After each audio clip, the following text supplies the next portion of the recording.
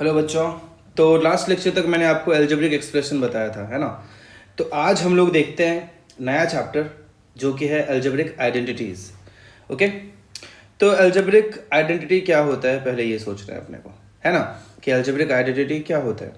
तो देखो, आइडेंटिटी का मतलब होता है कि एक ऐसा इक्वालिटी, समझना ध्यान से, एक ऐसा इक्वालिटी जो कि सारे वैल्यूज के लिए, मीन्स जो भी उसमें वेरिएबल्स होंगे सारे वैल्यूज के लिए सही हो, है ना, सारे वैल्यूज के लिए सही हो, उसे ही हम लोग क्या बोलते हैं, उसे ही हम लोग आइडेंटिटी बोलते हैं, एल्जेब्रिक आइडेंटिटी बोलते हैं। तो पहले मैं चैप्टर का नाम लिखता हूं, एल्जेब्रिक आइडेंटिटी, है ना। तो चलो इसका डेफिनेशन में लिखता हूं कि an identity is an equality which is true for all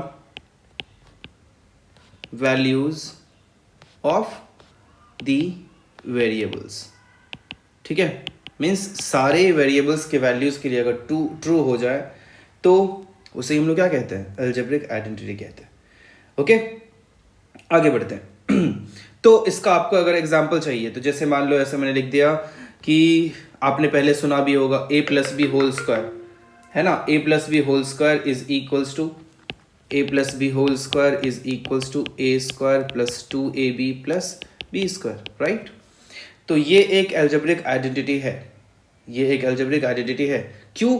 क्योंकि a और b की जगह आप कुछ भी रख के देखो, आपको ये LHS बराबर RHS आ ही जाएगा, है ना। उसमें आप LHS बराबर RHS बिल्कुल ले आओगे आप, है ना। a का वैल्यू आप 2 रख दो, b का वैल्यू 3 रख दो तो बिल्कुल आ जाएगा, है ना। a का वैल्यू 7 रख दो, b का वैल्यू 2 रख दो, LHS क्या आ जाएगा, RHS के इक्वल आ जाएगा। ठीक है। तो ये आपको अच्छे से याद होना चाहिए कि a plus B whole square is equal to a square plus 2ab plus B square, है ना। अब ये आया किधर से, तो बिल्कुल आप ऐसे प्रूफ लिख सकते हो कि a plus B whole square equals to, मतलब क्या हुआ, a प्लस बी को 2 बार गुना करना, a plus B into a plus B, है ना। तो इसको आप मल्टीप्लाई करोगे तो कैसे करते थे, a into A plus B into A plus B करते थे ना। इक्वल्स टू ए को a से मल्टीप्लाई करेंगे ए स्क्वायर, ए को b से करेंगे ए बी को a से करेंगे फिर से ए बी को b से करेंगे बी स्क्वायर, है ना। समझ में आ रहा है आपको। तो ये इक्वल्स टू क्या हो जाएगा, a square plus A B क्या हो जाएगा, 2ab प्लस बी स्क्वायर। आया समझ में, आसानी से आप इस चीज को समझ सकते हो। तो इस तरह से LHS बराबर RHS आ गया। अब आपको ये हमेशा याद होना चाहिए कि a plus B whole square is equals to A square plus 2ab plus B square. आया समझ में। आगे बढ़ते हैं कि दूसरा आइडेंटिटी, दिस इज आइडेंटिटी 1, पहला आइडेंटिटी था ये। दूसरा आइडेंटिटी क्या है, दूसरा आइडेंटिटी है a minus B whole square. ये इक्वल्स टू क्या होगा, ये होगा a square minus 2ab plus B square. अब ये कैसे आया, बिल्कुल उसी तरीके से ये भी आपको याद रखना है, समझिए, a plus B whole square A minus B whole square अच्छे से आपको याद होना चाहिए। ये कैसे आया, तो a माइनस बी को 2 बार गुना कर दो, ये square equals to a minus b into A minus b, that is a into A minus b into A minus b, है कि नहीं। तो ये कितना हो जाएगा, a square minus a b plus B square, that is a square minus 2ab plus B square. ये बहुत काम की चीज़ है, आपको कभी नहीं भूलना चाहिए, बहुत लोगों को पता भी होगा, है ना। तो 2 आइडेंटिटी हो गया। थर्ड आइडेंटिटी, तीसरी आइडेंटिटी क्या है, वो है a plus B into A minus B is equals to A square minus B square. ये तीसरा आइडेंटिटी हो गया। ये क्या हो गया, तीसरा आइडेंटिटी। अब ये कैसे प्रूव करेंगे, तो आप सीधे ही मल्टीप्लाई कर दो, इसको मैं प्रूव करके आपको नहीं दिखा रहा हूं, आप सीधे इसको मल्टीप्लाई करो, बिल्कुल आ जाएगा, है ना। आगे बढ़ते हैं, इस पे बेस्ड मैं एक दो एग्जांपल कराता हूं। जैसे पहला एग्जांपल कि find each of the following products. पहला 3x plus 2y into 3x plus 2y। तो अब ये देख के आप समझ सकते हो ये क्या है, 3x plus 2y whole square. अब देखो इसमें क्या यूज़ करेंगे, a के जगह पे 3x है, b की जगह पे 2y है, तो क्या होता था, ये वाला आइडेंटिटी यूज़ करेंगे, a plus B whole square equal to A square plus 2ab plus B square. तो 3x whole square a square हो गया plus 2 into a into b plus B square means 2y का whole square, है ना। कितना हो गया 9x square plus 12xy plus इसका स्क्वायर किया तो 4y स्क्वायर। देखो 2 का भी स्क्वायर करते हैं, है ना। तो ये आंसर हो गया, बहुत सिंपल सा था। ऐसे में चलो इसी पे बेस्ड आपको एक दो होमवर्क दे देता हूँ। आपको होमवर्क का क्वेश्चन करना है कि 4x square plus 5 into 4x square plus 5 क्या होगा बताना है यूजिंग आइडेंटिटी, पहला होमवर्क। दूसरा question 2x minus 5y whole square क्या होगा ये बताना है।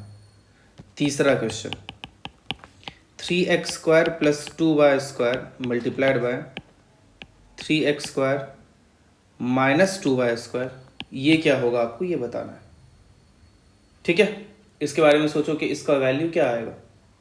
ओके, तो ये तीनों होमवर्क क्वेश्चन है, आप इस चीज़ को कीजिए।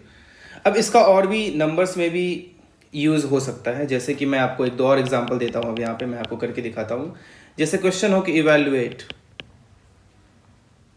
इवैल्यूएट मतलब ज्ञात कीजिए। पहला 105 पे स्क्वायर, तो यहाँ पे 105 का स्क्वायर करना आप ऐसे मल्टीप्लाई करोगे 105 को 105 से, तो हो सकता है कि थोड़ा सा टफ हो जाए। तो इसको क्या लिखेंगे 100 प्लस 5 होल स्क्वायर, है ना। समझ रहे बात को, ये क्या हो जाएगा 100 square plus 2 into 100 into 5 plus 5 square. तो ये कितना हो जाएगा 100 स्क्वायर इज 10000 प्लस ये कितना हो जाएगा 5 इंटू 2 10 होता है, उसमें एक और 100 से करेंगे तो इतना आ जाएगा, है ना, प्लस 5 स्क्वायर इज 25। इसको जोड़ो कितना आता है, तो ये कितना हो जाएगा 1 1 है कि नहीं 0 2 5। आया समझ में, मुझे लगता है अच्छे से आपको समझ में आया होगा। ओके, आगे बढ़ते हैं। एक और ऐसा एग्जांपल मैं आपको करके दिखाता हूँ। जैसे 47 होता, इसका स्क्वायर चाहिए, तो कैसे करेंगे, देखो जिसके आसपास है ये। अब जैसे यहाँ पे भी 100 का स्क्वायर करना इजी था, तो आपने इजीली उसको स्क्वायर कर दिया। 47 है, तो ये किसके आसपास है जिसका स्क्वायर करना आसान है 50, तो 50 माइनस 3 लिख सकते हैं ना उसका स्क्वायर। अब इसको तो नहीं लिखने लगेंगे हम लोग 100 माइनस, तो फिर क्या फायदा, 100 माइनस 53 आ जाएगा, तो 53 का स्क्वायर करना भी तो टफ है कि नहीं। तो हम लोग तो इजी करना चाहते हैं। ये क्या हो जाएगा 50 square minus 2 into 50 into 3 plus 3 square. ये कितना हो गया 50 स्क्वायर इज 2500 माइनस ये कितना हो जाएगा 3000, है ना, 300 हो जाएगा plus 3 square is 9।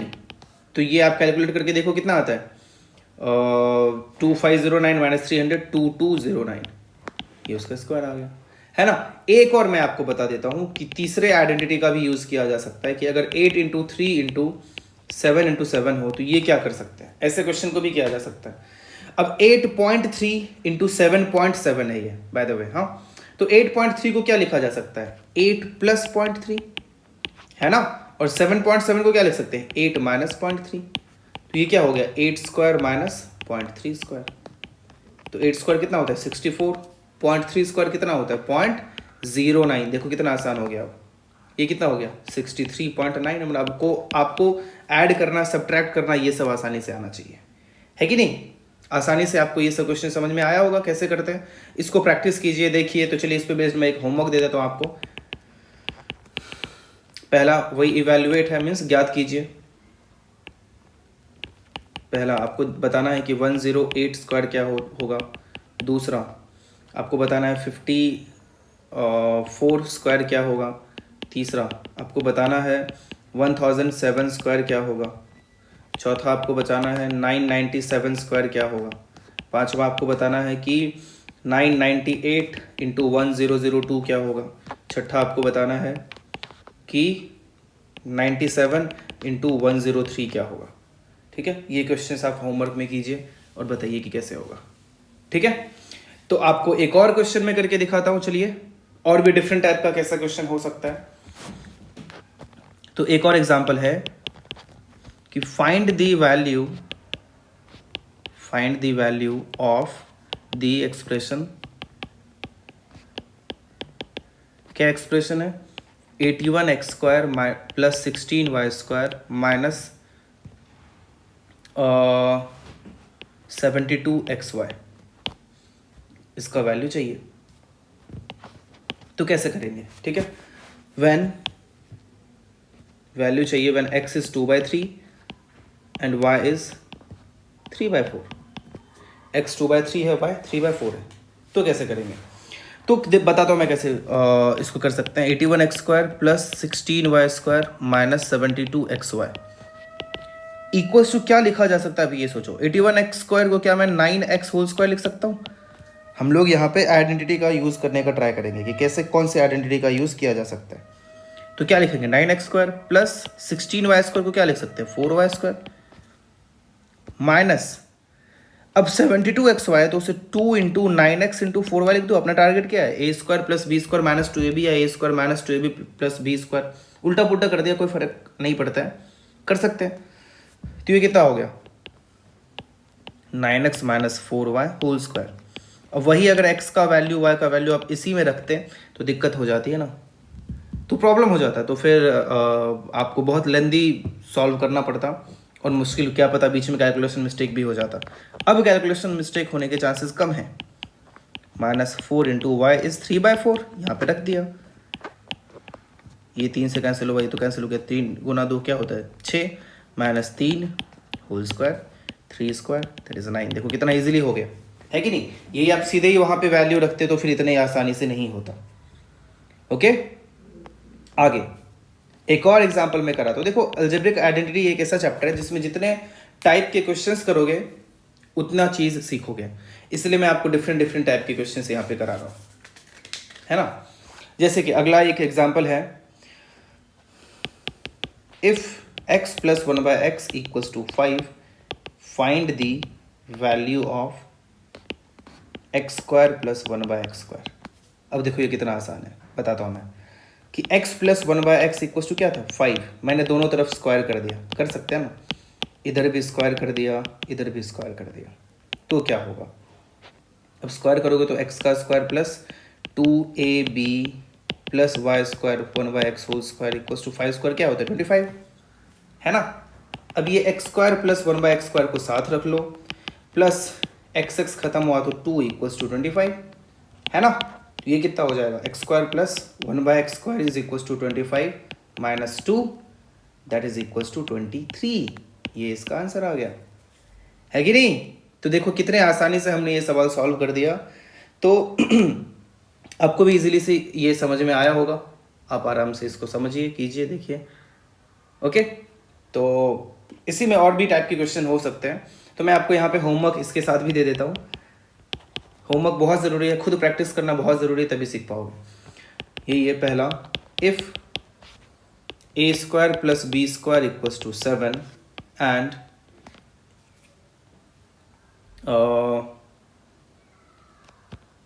ab equals to 3,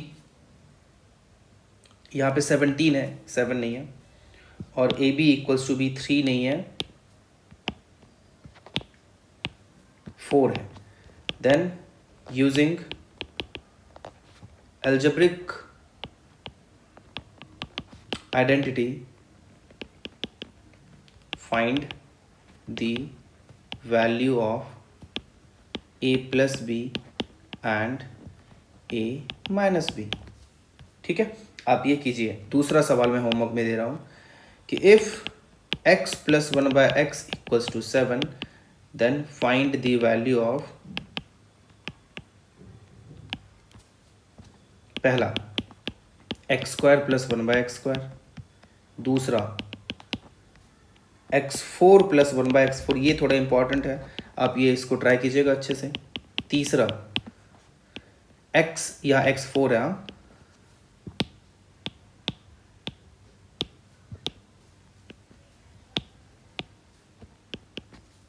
तीसरा एक और वैल्यू फाइंड कीजिए आप, x8 + 1/x8, ये भी कीजिए कितना आएगा, ट्राई कीजिए देखिए आपसे होगा ये। ओके, तो ये एल्जेब्रिक आइडेंटिटीज होता है। इसमें एक दो चीज़ और बचा है जो हम लोग देखेंगे कि फैक्टराइज कैसे करते हैं एल्जेब्रिक आइडेंटिटीज का यूज़ करके, वो भी हम लोग देखेंगे। उसके बाद एक्सपोनेंट्स एंड पावर्स स्टार्ट करेंगे, ठीक है। तो ये आपको अच्छे से समझ में आया होगा एल्जेब्रिक आइडेंटिटीज क्या होता है। मैंने आपको क्वेश्चंस दिए हैं, ये क्वेश्चंस को आप कीजिए और फिर देखिए आप कितने लेवल तक इस चीज़ को समझ सकते हैं। ओके, देखो प्रैक्टिस करना कुछ ज़्यादा ही ज़रूरी है। मैं देख रहा हूँ कि आप लोग प्रैक्टिस कर रहे हो, अभी ग्रुप में आते हैं मैसेजेस, और बहुत लोग अभी भी नहीं कर रहे हैं, तो स्टार्ट करो। और मैं ये सब जो पढ़ा रहा हूँ तो सिर्फ वीडियो देखने से आप नहीं सीखोगे। वीडियो देखने से अगर सीख जाते तो दिक्कत ही क्या था। आप इन सब को नोट्स में लिखिए, एक नोट्स बनाइए और वो नोट्स को बार बार रिवाइज कीजिए, बार बार उसको देखिए, तो फिर अच्छे से समझ में आएगा, ठीक है। तो आप इजीली समझोगे। तो ये चैप्टर देखो बहुत इंपॉर्टेंट चैप्टर है, बहुत आसान चैप्टर है और बहुत ही महत्वपूर्ण चैप्टर है, क्योंकि इन सब का यूज़ आगे बहुत आता है। अगली कक्षाओं में हम लोग और भी ज़्यादा पढ़ेंगे आइडेंटिटीज़, और भी बहुत टाइप के आइडेंटिटीज़ होते हैं, तो उसके बारे में भी पढ़ेंगे। तो फिलहाल तो ये कम ही था। ओके, तो ये तीनों आइडेंटिटी आपको याद होना चाहिए, और ये जो भी मैंने क्वेश्चन कराए हैं ये आपको पता होना चाहिए।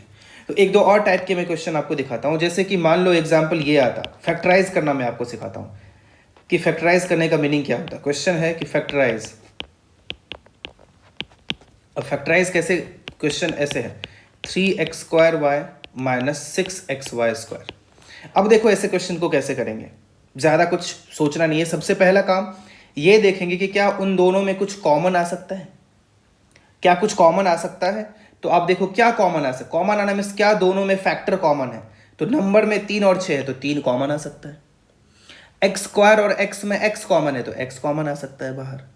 y और y² में y कॉमन है, y दोनों में, जो दोनों में है उसको कॉमन लेना बोला जाता है, ठीक है। अगर आपको और अच्छे से देखना है तो इसको मैं ऐसे अलग अलग तोड़ तोड़ के लिखूंगा, 3 × x × x × y -6 को 2 × 3 × x × y। तो कॉमन लेना मीन्स अलग से फैक्टर देखो दोनों में क्या क्या कॉमन है। 3 कॉमन है तो 3 बाहर निकाल लिया, एक ही x कॉमन है तो एक x बाहर निकाल लिया, एक y कॉमन है तो एक y बाहर निकाल लिया, है कि नहीं। इसी को दूसरे लैंग्वेज में ऐसे भी बोलते हैं कि दोनों का HCF जो होता है उस HCF को कॉमन निकाल लेते हैं। तो बात तो वही हो गया ना, HCF मीन्स क्या होता है, कॉमन फैक्टर ही होता है ना, तो उसे ही बाहर निकाला है हमने। ओके, तो 3xy आपने कॉमन लिया तो बचा क्या, इधर 3xy चला गया, बचा सिर्फ x, इधर से भी 3xy चला गया, क्या बचा -2y। इसके बाद आप कुछ कर सकते हो क्या, नहीं कर सकते हो। तो यही अपना आंसर हो गया, ठीक है। दूसरा एग्जाम्पल लेता हूं। इसी प्रकार का दूसरा एग्जाम्पल ये हो सकता था कि 6ab - 9bc। तो 6ab - 9bc में अब मैं यहां पे वापस से ऐसे तोड़ तोड़ के नहीं लिखने वाला, है ना। आप वो मन में सोचिए या आपको डाउट होता तो आप तोड़ तोड़ के लिखिए। मुझे दिख रहा है कि 6 और 9 में 3 कॉमन आ सकता है ना। a इधर है, इधर नहीं है तो a कॉमन लेंगे नहीं, b इधर है, b इधर भी है तो b इधर कॉमन ले लिया। इधर क्या बचा, देखो 6 में से 3 गया, 2 बचा, b तो चला ही गया, बचा सिर्फ a ना। 9 में से 3 गया, 3 बचा, b चला गया, बचा सिर्फ c। ये आंसर हो गया, समझ रहे हैं आप। तो ये आसान होता है। इसी प्रकार आपको आगे के भी कुछ टाइप के फैक्टराइज करने के क्वेश्चन आएंगे, जैसे कि मैं बताता हूं। और तीसरा फैक्टराइज करने टाइप का क्वेश्चन और क्या आ सकता है, और आ सकता है आपको कि फैक्टराइज करो 5a × 2x - 3y + 2b × 2x - 3y। तो ये देखो, ये इससे ना मैं आपको एक एक करके स्टेप बाय स्टेप सिखा रहा हूं।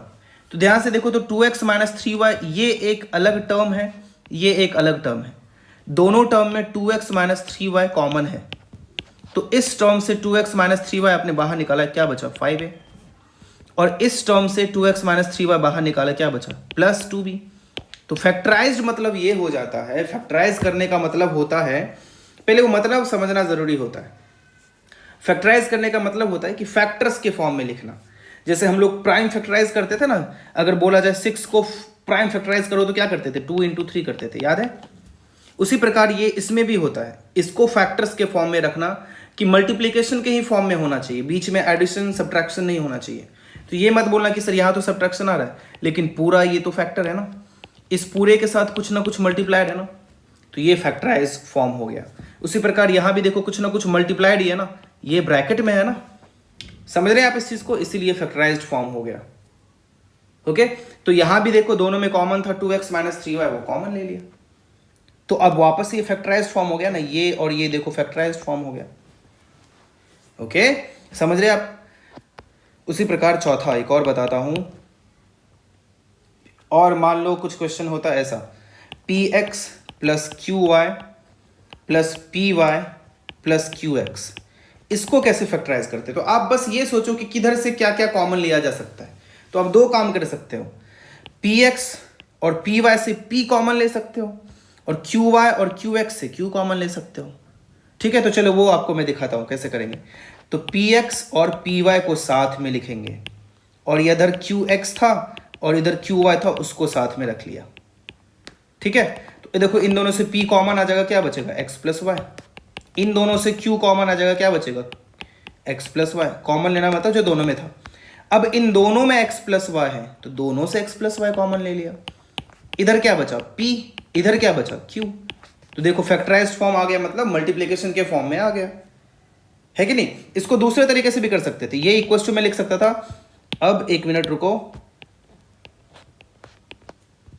उसको दूसरे तरीके से मैं कैसे लिख सकता था।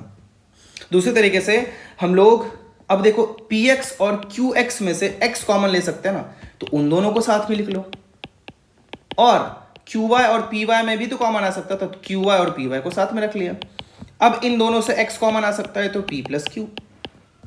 इन दोनों से y कॉमन आ सकता है, तो q प्लस p। अब p प्लस q हो या q प्लस p, तो बात तो एक ही है ना। तो दोनों टर्म से p प्लस q बाहर ले लिया। इधर क्या बच गया x, इधर क्या बच गया y। ध्यान से देखो तो दोनों इक्वल ही है ना, बस ऑर्डर चेंज हुआ है। 2 गुना 3 हो या 3 गुना 2 हो, बात तो एक ही है ना, वही बात हो गई, है कि नहीं। तो ऐसे ही ये फैक्टराइज करने का, अब अलजेब्रिक आइडेंटिटीज का यूज करके भी फैक्टराइज कर सकते हैं, वो भी एक्स्ट्रा आपको एक कॉन्सेप्ट मिल गया है। जैसे कि मैं एक और वही एग्जाम्पल के थ्रू आपको बताता हूं। जैसे कि सवाल होता 49x² माइनस 16y²। तो अब आपको कुछ कॉमन 49 16 में दिख नहीं रहा है, x² y में दिख नहीं रहा है, तो और क्या कर सकते हैं। इसको लिख सकते हैं 7x होल स्क्वायर माइनस, इसको लिख सकते हैं 4y होल स्क्वायर।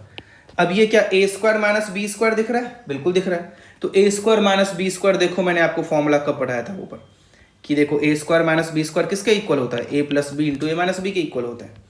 तो वही लिख देता हूं, a की जगह 7x है, प्लस b की जगह 4y है, a की जगह 7x है, माइनस b की जगह 4y। देखो फैक्टराइज फॉर्म में आ गया, मल्टीप्लिकेशन प्रोडक्ट के फॉर्म में आ गया, वही आंसर है कि नहीं।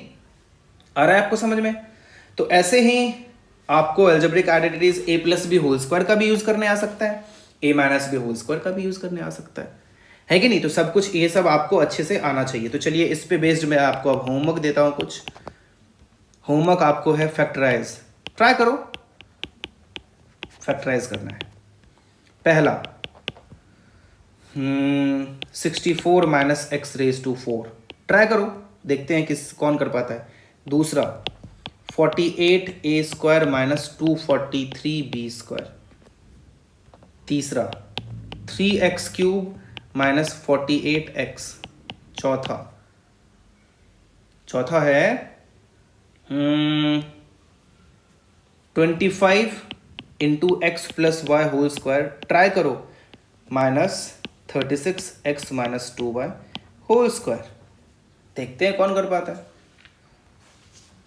4 हो गया ना, और भी होमवर्क दे देता हूँ। 5वां वापस से फैक्टराइज ही है, 4x² minus y² plus 6y minus 9। ठीक है। 6ठा, अब ये a plus B whole square पे बेस्ड है, x² plus 10x plus 25, try करो, मुझे लगता है हो जाना चाहिए।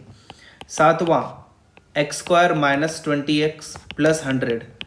8वां 4x² plus 9y² plus 12xy। तो ये सारे क्वेश्चंस आप ट्राई कीजिए और बताइए इसका आंसर क्या होगा। ठीक है, तो आज के लिए इतना ही। ओके, तो आज का रिडल टाइम या फिर पजल टाइम, कल मैंने आपको पीछे के सारे पजल्स के आंसर दे दिए थे, ऐसे ही अभी से और भी जो भी पजल पूछूंगा उन सब का आंसर आपको दे दिया जाएगा। तो आज का पजल सुनो क्या है। ये पजल भी बहुत फेमस है, हो सकता है आप सब में से सुना होगा किसी ने, तो अच्छी बात है, अगर सुना है तो जवाब दीजिए, कमेंट बॉक्स में जवाब दीजिए कि अब इसका जवाब क्या होगा। तो सुनो पजल, एक नदी है,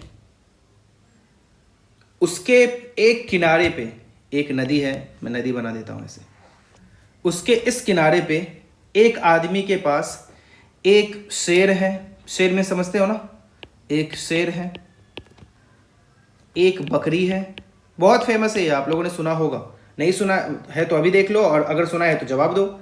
और एक समझते हो ना, एक गट्ठर, गट्ठर समझते हो, मतलब जो बोलते हैं घास का पूरा वो रखा हो ना, मीन्स कैसे, ऐसे, हाँ, घास रखा हुआ है कुछ ऐसे बांध के, उसको एक गट्ठर घास बोलते हैं प्रॉपर हिंदी लैंग्वेज में, ठीक है। अब अगर वो आदमी पास नहीं होता है, अगर वो आदमी पास ना हो तो शेर बकरी को खा जाएगा और बकरी घास को खा जाएगा। क्या बोला मैंने, आदमी है, अगर आदमी नहीं होगा तो शेर बकरी को खा जाएगा और बकरी घास को खा जाएगा। तो उस व्यक्ति के पास एक नाव है, उस व्यक्ति के पास एक नाव है, और उस नाव में वो आदमी के अलावा एक समय में सिर्फ एक पशु या वस्तु बैठ सकता है। मतलब आदमी के साथ एक बार में या तो शेर बैठेगा या बकरी बैठेगी या फिर वो घास को रख पाएगा, है ना। यहाँ पे थोड़ा क्वेश्चन अलग है, आपने जो सुना होगा वो थोड़ा अलग था। तो मैंने क्या बोला कि आदमी के साथ में या तो शेर बैठ सकता है या बकरी बैठ सकता है या घास वो रख सकता है, उस पर एक नाव है, ठीक है। अब उसे नदी को पार करना है और सभी को सही सलामत दूसरे पार पहुंचाना है। तो ये कैसे पॉसिबल है ना, ये कैसे पॉसिबल है, इसके बारे में सोचिए और कमेंट बॉक्स में अच्छे से लैंग्वेज में लिखिए, कोई दिक्कत नहीं है। आप कोई ज़रूरी नहीं है कि आपको इंग्लिश में ही लिखना है या आपको ऐसे ही लिखना, आप हिंदी लिखना तो आता है ना, तो कमेंट बॉक्स में हिंदी में लिखिए, कोई दिक्कत नहीं है कि नहीं। तो उसको पार करना है, सभी को सही सलामत पहुंचाना है। तो यहाँ पे चलिए मैं ये कर देता हूं क्वेश्चन में कि किस प्रकार वो पहुंचाएगा और टोटल कितनी बार में, है ना, कितने बार में वो पूरा क्रॉस कर लेगा, है ना। मतलब कितने बार, जाना प्लस आना को एक बोल देते हैं हम लोग, ठीक है। जाना प्लस आना को मतलब एक बार गया, एक बार ऐसे गया तो एक बार चला गया, फिर आके वापस गया ना 2 बार चला गया, फिर आके वापस गया ना 3 बार चला गया, फिर आके वापस गया ना 4 बार चला गया। तो इस तरह से कितने बार में वो क्रॉस कर लेगा ये आपको बताना है, ठीक है। समझ गए आप। तो इसके बारे में सोचिए कि वो आदमी के साथ, कि मैं वापस रिपीट कर देता हूं कि नदी के पास खड़े एक आदमी के पास एक शेर, एक बकरी और एक गट्ठर घास है। अब वो आदमी अगर पास में ना हो तो शेर बकरी को खा जाएगा और बकरी घास को खा जाएगा। आदमी का रहना मतलब जरूरी है।